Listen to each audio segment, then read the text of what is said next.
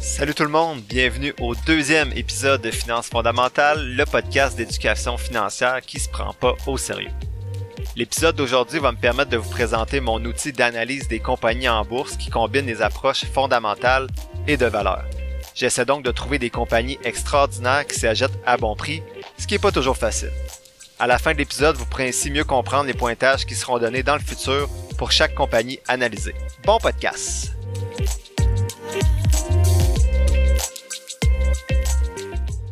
Bonjour tout le monde! Très content d'être avec vous encore cette semaine. Donc, l'épisode d'aujourd'hui est encore différent. Donc, à partir de la semaine prochaine, on va tomber dans les épisodes plus normaux. Mais l'épisode d'aujourd'hui va me permettre de vous présenter mon outil d'analyse. Donc, c'est quoi ma stratégie pour analyser les différentes compagnies en bourse?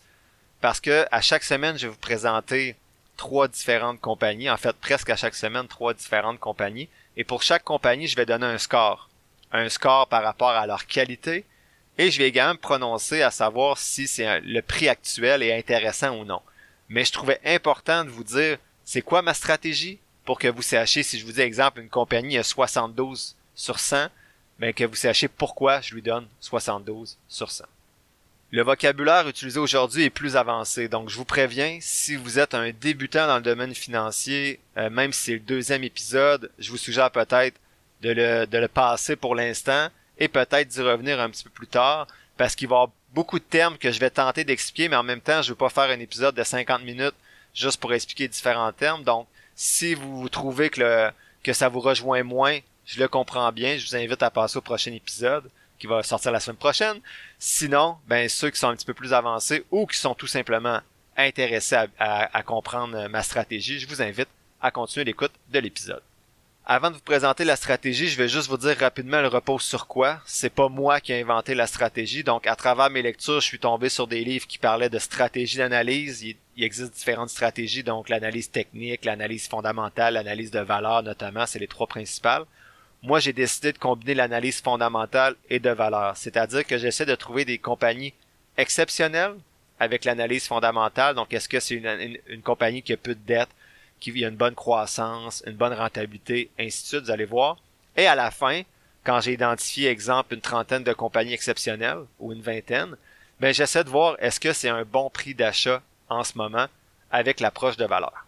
Comme j'ai dit dans le premier épisode, je vous suggère pas nécessairement une approche d'investissement active, donc où vous allez sélectionner des titres individuels. Pourtant, c'est ce que je présente un petit peu aujourd'hui, moi je m'amuse à le faire.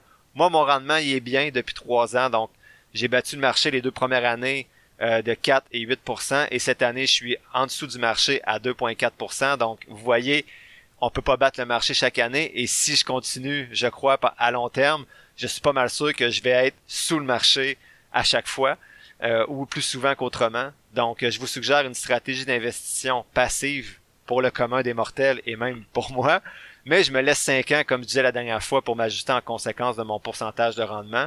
Et j'ai seulement 30%, moi, que je vise d'investissement actif dans les actions. Certaines que je vais vous présenter et d'autres que... Donc, je suis pas investi dans tout ce que je vais vous présenter. Le total que je vous donne est sur 100. Donc, ça me permet rapidement de discriminer certaines compagnies. Donc, habituellement, moi, quand je présente, vous allez voir, j'élimine rapidement des compagnies. Donc, le premier total est peut-être sur 70 avec des données qui me prennent environ 1 minute par compagnie à trouver. Donc, ça se fait vite. Moi, je vais tenter de vous présenter le plus possible des résultats sur 100. Vous allez voir, au début, ça va être possible, mais plus on va avancer, plus que des fois, vous allez me demander des compagnies, puis que je vais dire, j'ai commencé à l'analyser, puis elle a 30 sur 70, donc je peux aller plus loin. Parce que les 70 premiers points, ça me prend 1 minute, et les 30 derniers, et le prix d'achat, ça me prend peut-être 15 minutes par compagnie, c'est un petit peu plus long.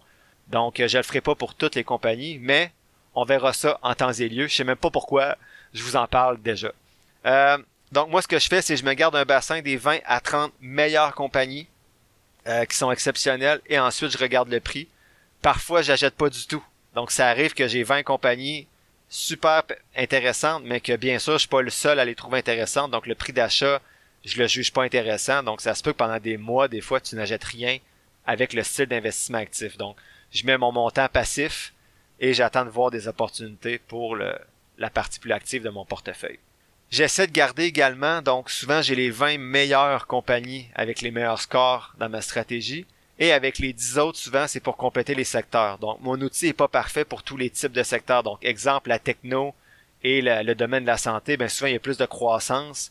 Donc, ils vont avoir des meilleurs scores des fois que la consommation de base, comme exemple Walmart, ainsi de suite. Donc, je me garde un minimum de 2 compagnies par secteur. Donc, j'ai minimum 20 compagnies au total.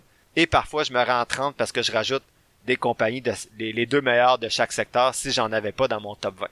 Je vous invite pour la suite de l'épisode à regarder l'image que j'ai partagée sur la page Facebook Finances fondamentales pour appuyer les propos que je vais dire aujourd'hui parce que vous allez voir le visuel de comment vaut chacune des sections que je vous parle. Moi, ça m'aidera à mieux comprendre. Je vous laisse juger si c'est pertinent pour vous. C'est sûr que si vous êtes en train de courir avec vos écouteurs, ça peut être plus difficile. Donc, j'ai 4 blocs que j'analyse dans cette stratégie-là. Le premier bloc compte pour 51 points sur 100. Il s'agit des données sur 5 ans. Donc, le premier bloc, je regarde les données des 5 dernières années à partir de 3 sous-aspects.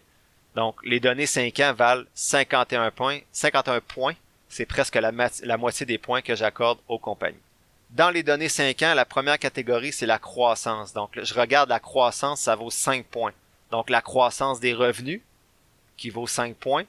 Donc, si la croissance est, par exemple, en haut de 40% en moyenne sur les 5 dernières années, ben le score va être 5. En bas de 5%, 0. Je regarde également la croissance du cash flow. En bon français, le flux de trésorerie. Donc ça, c'est l'argent. On espère que l'argent rentre plus qu'elle sort dans la compagnie. Donc si le cash flow est positif, c'est bon pour la santé de la compagnie à long terme. Donc je regarde le cash flow, même chose en haut de 40%, 5 points, en bas de 5%, 0. Et je regarde les earnings per share, donc les bénéfices par action. Ça, c'est les bénéfices par action net après impôt par action. Ça influence souvent le prix de l'action, notamment. Plus c'est haut, mieux c'est. Et les pourcentages sont les mêmes. Ça vaut 5 points. En haut de 40%, 5 points. En bas de 5%, 0 points. Ceux qui sont pas à l'aise avec ces chiffres-là et ces termes-là, vous êtes peut-être déjà mêlés.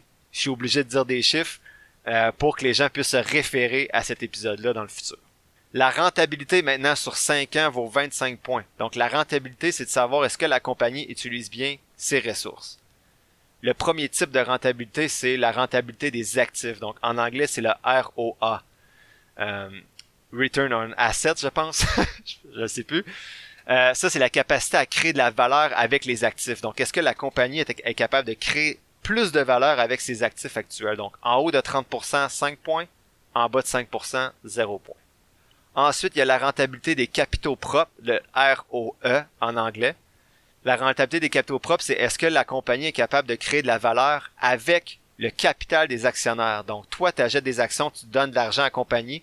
Qu'est-ce que la compagnie fait avec cet argent-là? Est-ce qu'elle est capable de créer davantage de valeur? Donc, en haut de 40%, 5 points. En bas de 10%, 0 points. Ensuite, il y a le retour sur capital investi, c'est le ROIC, le ROIC en anglais. Donc, en haut de 40%, 5 points, en bas de 5%, 0 points. Le retour sur capital investi, c'est est-ce que la compagnie crée de la valeur supérieure au coût du capital. Donc, c'est tout le capital de la compagnie, moins les dettes, plus le capital de l'actionnaire. Donc, c'est un critère important parce que ça dit est-ce que finalement, l'investisseur fait de l'argent avec son argent. Et finalement, pas finalement, mais en avant-dernière position, il y a le dividende sur 5 ans. Donc, la moyenne du dividende retourné à l'actionnaire sur 5 ans. Donc, le dividende, c'est, exemple, la compagnie fait 1 million de profit, elle va redonner elle peut soit réinvestir cet argent-là dans la compagnie, racheter ses propres actions ou offrir un dividende aux investisseurs, aux actionnaires. Donc, le dividende, c'est vraiment un montant d'argent que vous recevez. Donc, exemple, si vous recevez 5% de dividende sur un montant de 100 $, ben, vous allez recevoir 5 $ dans votre compte de courtage. Donc, le dividende 5 ans, s'il est en haut de 4%, ça vaut 5 points. En bas de 0,1%, ça vaut 0 points. Et finalement, comme je viens de mentionner, une autre façon de faire, de réinvestir l'argent pour les compagnies, c'est le rachat d'actions. Donc, je regarde le rachat d'actions sur 5 ans. Ça vaut 5 points. Donc, en haut de 10, ça vaut 5. En bas de 0, ça vaut 0. Donc, comment je calcule ça? C'est que je calcule les rachats d'actions sur 5 ans.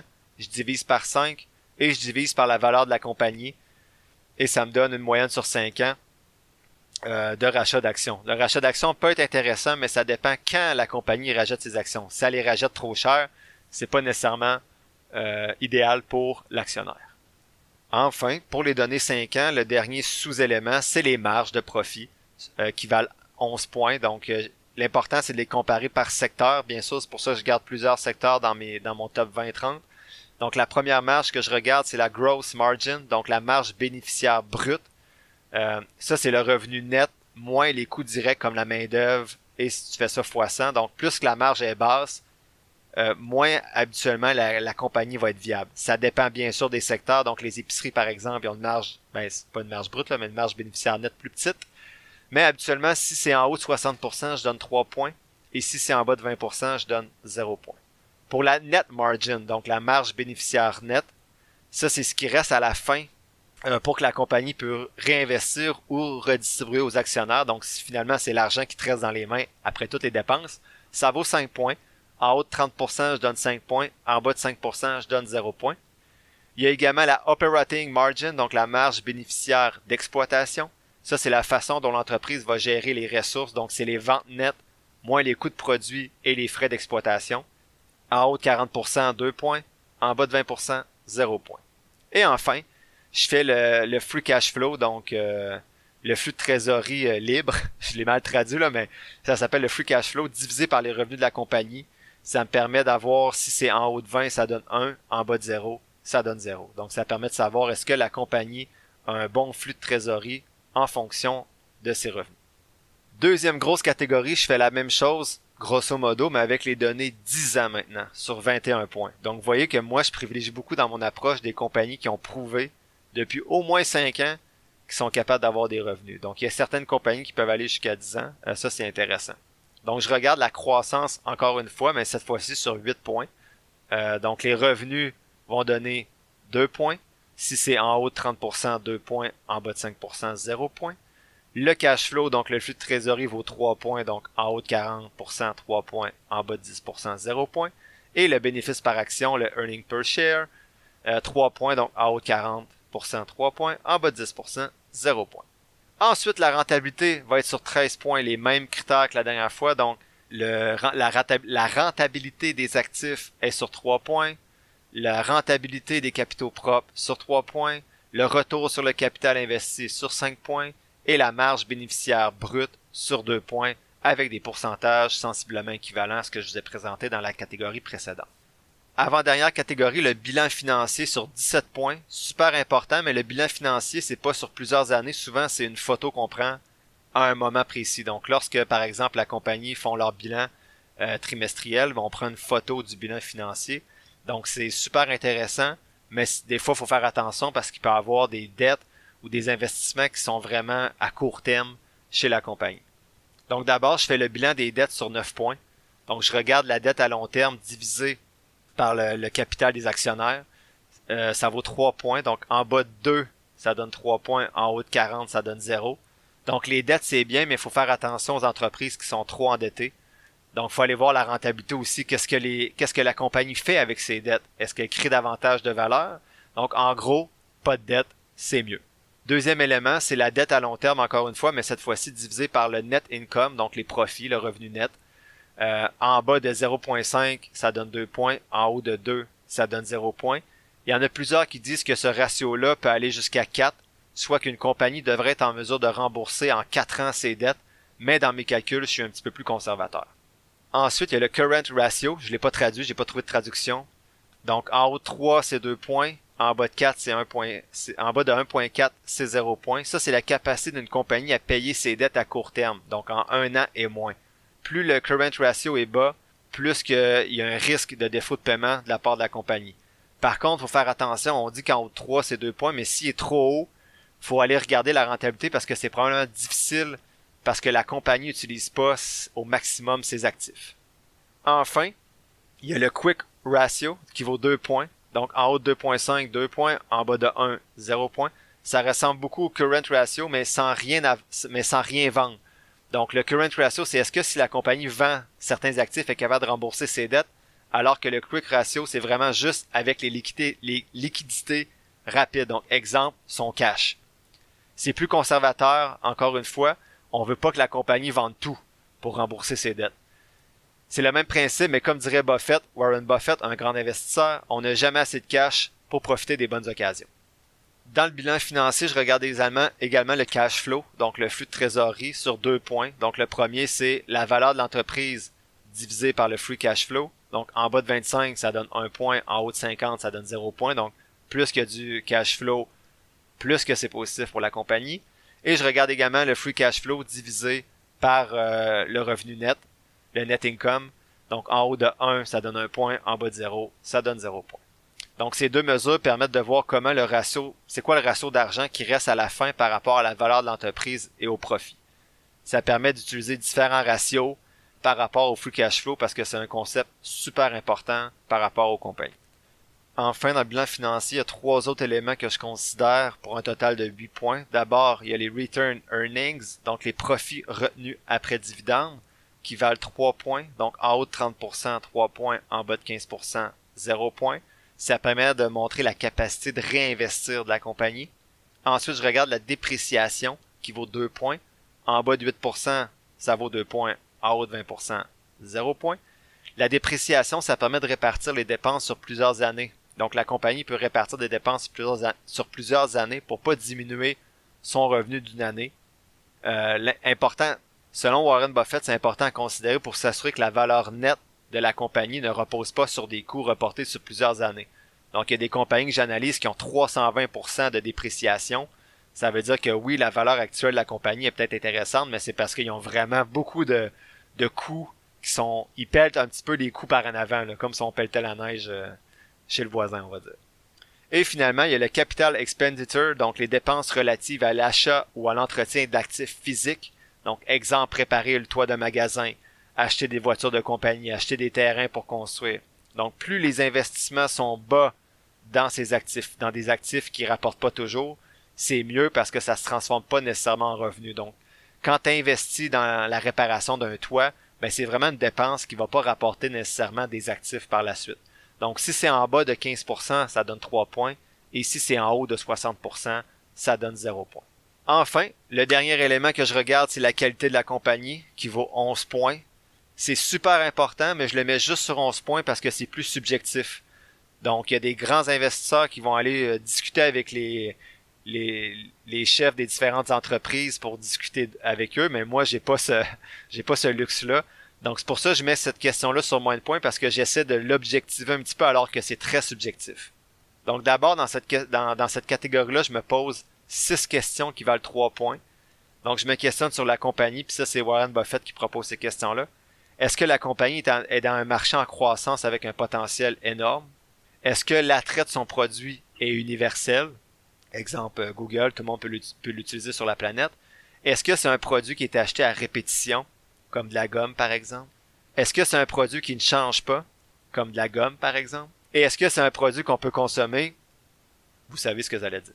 Et la dernière, c'est est-ce qu'il y a une protection contre la compétition? Est-ce que ses marges et les rendements sont supérieurs à la compétition? Donc ça, c'est ce que Warren Buffett appelle un moat.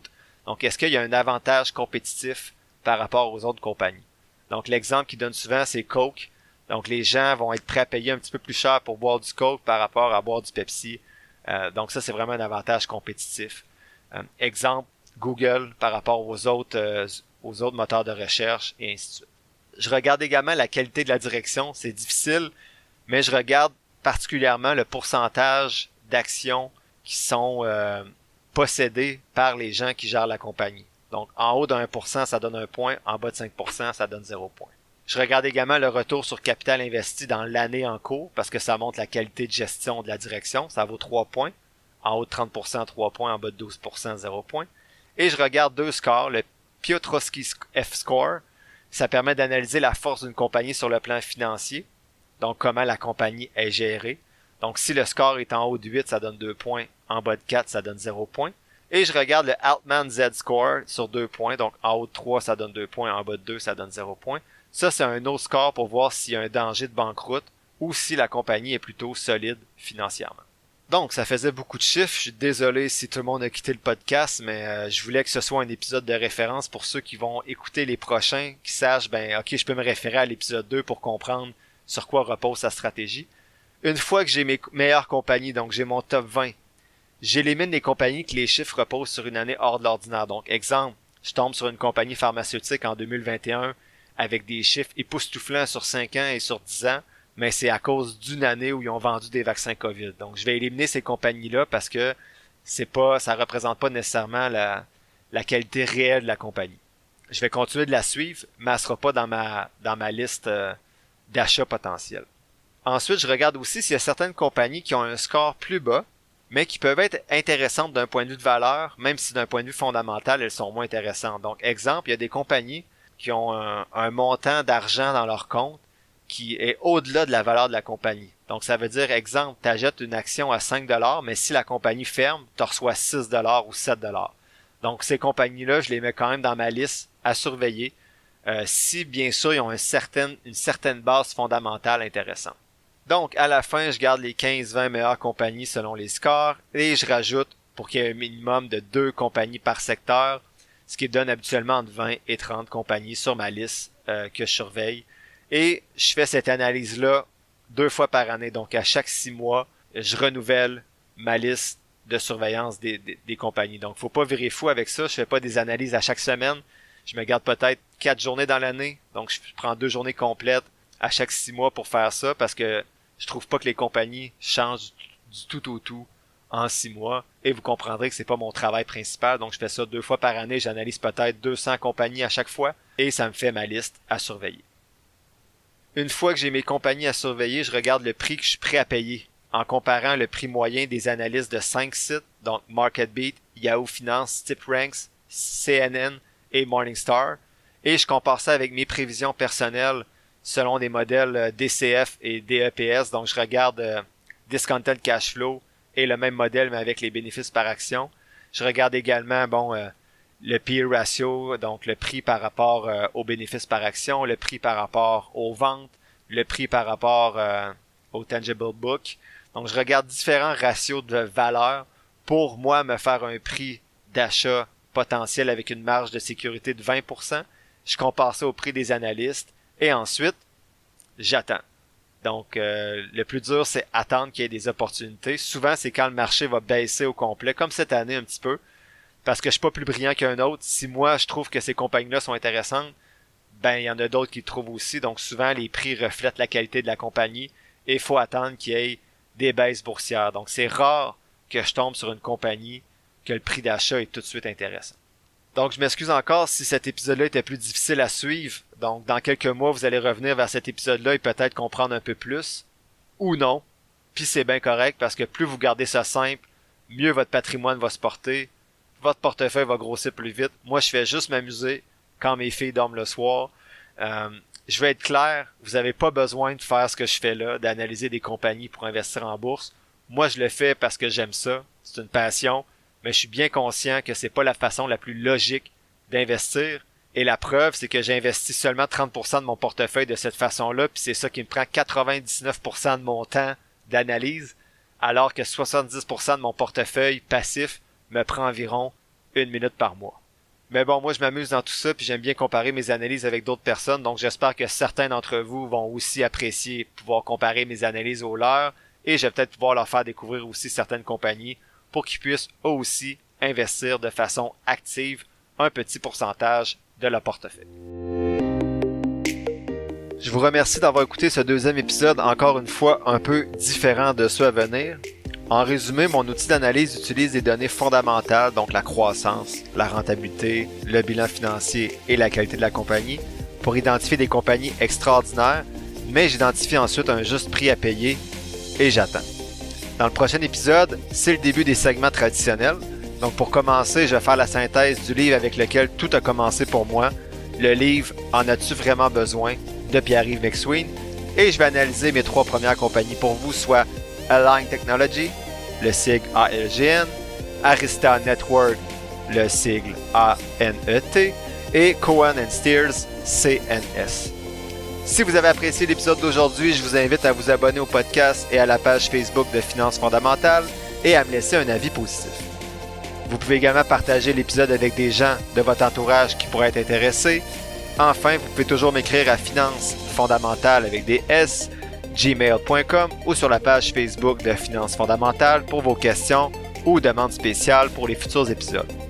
N'oubliez pas, je suis pas un expert ou un gourou de la finance, juste un gars qui trippe un peu trop sur la finance puis qui souhaite partager ce qu'il apprend avec vous. Donc ne prenez pas ce que je dis pour du cash ou comme une recommandation d'achat, faites vos propres recherches. Sur ce, merci encore pour votre écoute et on se dit à la semaine prochaine pour le 3e épisode de Finances fondamentales.